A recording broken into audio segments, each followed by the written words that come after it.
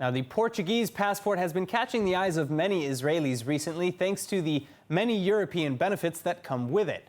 But which Jews exactly are eligible to receive this passport, and are non-Jews eligible as well? Well, to answer these questions, joining us in the studio is advocate Michael Decker, expert on immigration law at the Cohen, Decker, Pex & Brosh law firm. Thank you so much for being with us today. With pleasure. All right, now my first question is, again, under the Portuguese law, who is eligible to receive this benefit? So basically, anyone that can prove that he's a descendant of Sephardic Jews is eligible to receive a Portuguese passport. I can explain a bit more. We basically separate the candidates into three categories. So you have the first category, and because in 1492 there was the expulsion from Spain, and then in 1497 from Portugal.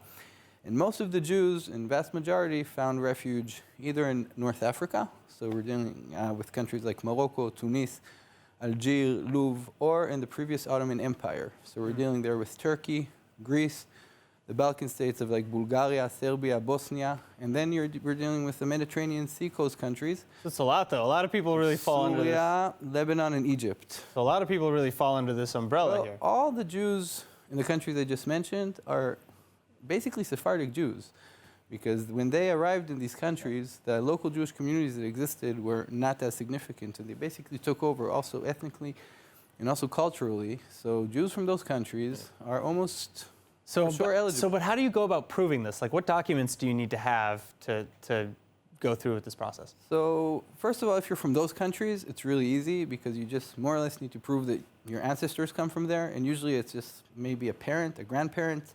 It will be rare today there will be a great-grandparent.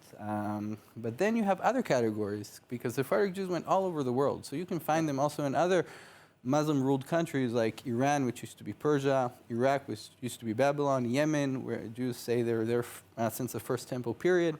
And there you had significant local Jewish communities before the expulsion. So from those countries, we would need much more proof. Also, Ashkenazi countries. You have Sephardic Jews that went to Romania, Poland, Germany, Austria, Czechoslovakia, Lithuania. You had a large amount of Sephardic Jews. But from those countries, because it's not so clear that you're a Sephardic Jew, we have a whole team of historians and genealogists in our office that write actual reports for people like this to prove the actual link between them and the Sephardic Jew that may have migrated there. It's a little bit more complicated.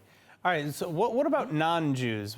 Because we've talked about Sephardic and Ashkenazi. What about non-Jews who want to apply for this? Well, just like the Ashkenazi Jews, who aren't Sephardic today but have links to Sephardic Jews, non-Jews, in the eyes of Portugal at least, it's not a Jewish state. It's they it's made really a just law. If you were expelled during that time, you just need to prove that you're a descendant of someone that was expelled. So you have all the Jews that didn't leave in 1492 were basically forced to become Christian, because the Spanish Empire, which was Christian, basically gave them two options: either convert to Christianity or leave.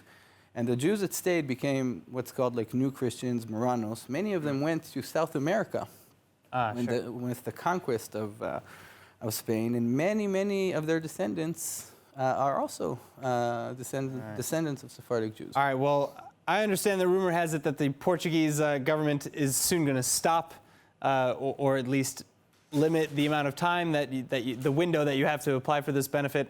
So I encourage anybody who's interested in learning more about whether or not they're eligible to visit lawoffice.org.il/EN. And thank you so much, Michael. It's a real pleasure. Thank you.